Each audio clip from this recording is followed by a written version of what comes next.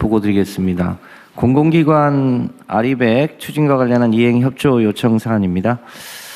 재생에너지 중심 에너지 대전환을 추진하기 위해서는 공공기관이 선도적 역할을 해줄 필요가 있습니다.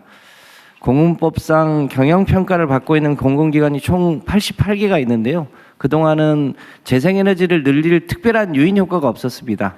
그런데 지난해 말에 재경부에서 적극적으로 도와주셔서 공공기관 경영평가 안에 재생에너지를 늘리면 가점을 받을 수 있도록 제도가 개편이 됐습니다. 현재 현황을 대충 살펴봤더니요.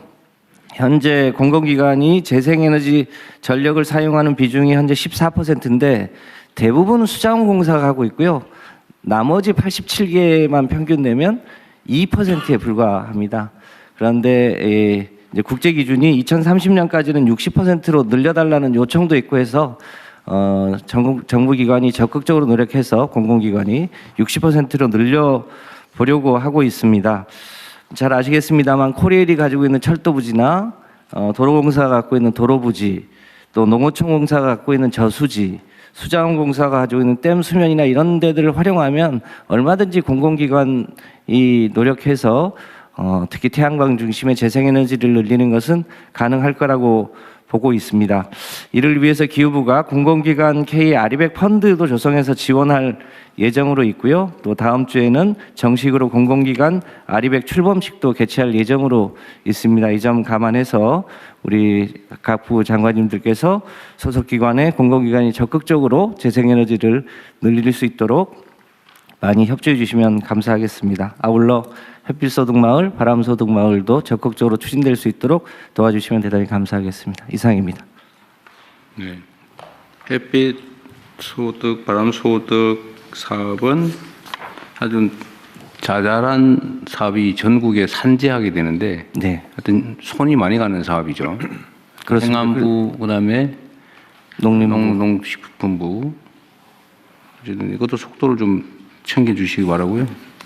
그리고 하나는 이게 당연한 얘기일지 모르겠는데 이제 소규모 태양광 발전 사업소가 여러 군데 네. 있게 되잖아요. 이렇게 되면 이거하고 대규모로 발전 시설을 만드는 경우에 생산 원가, 저 발전 단가의 네. 차이가 어느 정도나 할까요? 지금 뭐 해외는 그렇게 하면 되게 킬로와트당 50원 선까지도 떨어지고 심하게는 30원까지도 떨어지는데요. 우리나라는 대규모로 하더라도 80원에서 100원 사이인 것으로 보여집니다. 그런데 보통 100kW 정도 하거나 1메가 정도 하는 거는 1메가 정도 하면 우리 제품으로 할 경우에 12억에서 13억 정도 들어가고요. 중국산으로 하면 10억 정도 들어갑니다. 아, 이 30% 정도, 20% 남짓 더 든다. 그렇습니다. 근데 우리 제품으로 1메가 하는데 12, 3억 정도면요. 그럼 킬로와트당 단가는 얼마예요? 그렇게 하면 이런저런 거품을 빼고 하면 사실은 100원에서 120원 정도면 가능한 수준입니다. 그래서 태양광은 조금만 더 노력하면 100원대 이하로 낮출 수 있다고 판단하고 있습니다. 보통 태양광 발전하면 소위 지대 있잖아요. 임대료, 땅값, 네. 땅 임대료, 기회비용. 이게 우리나라 땅값이 비싸서 그게 꽤 높을 거 아니에요?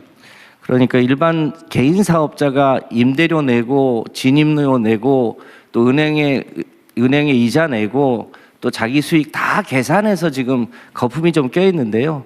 이번에 햇빛소득 마을 같은 경우를 추진하면 그 소위 토지 비용이 많이 안 들 것이기 때문에 얼마든지 이 총량은 늘리면서도 가격은 낮추고 그 소득은 주민들에게 돌아갈 수 있도록 하면서도 이 재생에너지 산업도 키우는 이런 선순환 구조를 정착시킬 수 있을 거라고 판단합니다.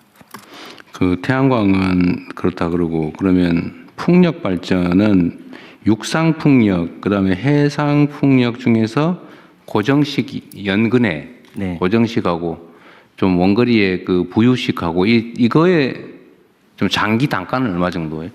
현재 부유식은 실제로 한 400원, 500원 선까지. 현재 상태로? 이제 일반 해상 풍력 고정식은 300원대인데 저희가 여러 가지 제도를 개선하면 실제로 임기 중에 200원대로 낮추는 건 어렵지 않을 것 같고요. 궁극적으로 150원대까지 해상풍력도 낮출 수 있다고 판단하고 있습니다. 지금 육상풍력은 이미 180원대, 170원대까지 진입을 했습니다. 그래서 육상풍력도 가격을 더 낮출 요인이 있어 보이고요. 지금 산업용 전기료가 180원이거든요. 그 수준보다 조금 더 낮춰서 재생에너지가 늘어나면 전기료가 올라간다 이런 프레임은 바꿀 수 있을 거라고 판단합니다. 재생에너지 중에 하여튼 제일 싼 거는 태양광인데 태양광은 낮에밖에 안 된다. 그렇습니다. 근데 풍력은 밤에도 발전이 가능하고. 네. 태양광도 ESS 겸용으로 하더라도 1메가에 1억 15억 정도면 할 수 있기 때문에요. 그것도 이제 점차 경쟁력을 가질 수 있을 거라고 판단합니다. 하여튼 대규모의 경제가 좀 실현될 수 있을 정도로 하려면 어쨌든 속도도 내고 규모도 키우고 좀 국내 기술 개발도 해야 되고 그런 거잖아요. 그렇습니다.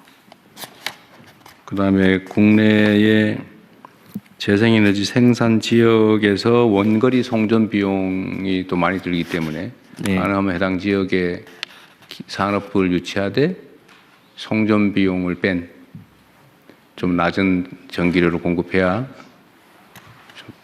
네, 송전 비용과 국가 균형 발전 지수와 에너지 집중도 이런 걸 고려해서 소위 지역별 전력 요금을 차등하는 것은 지금 설계 중에 있는데요. 충분히 가능할 것으로 판단하고 있습니다. 좀 이렇게 무지한 질문일지도 모르겠는데 몇 군데 물어봤는데 다들 잘 대답을 못해서 그런데요. 예를 들면 만약 신안에서 바닷가에 염전하고 뭐 이런 데서 태양광 발전을 해서 네. 해당 지역에 있으면은 아까 얘기한 대로 한 뭐 100원 미만인데 네.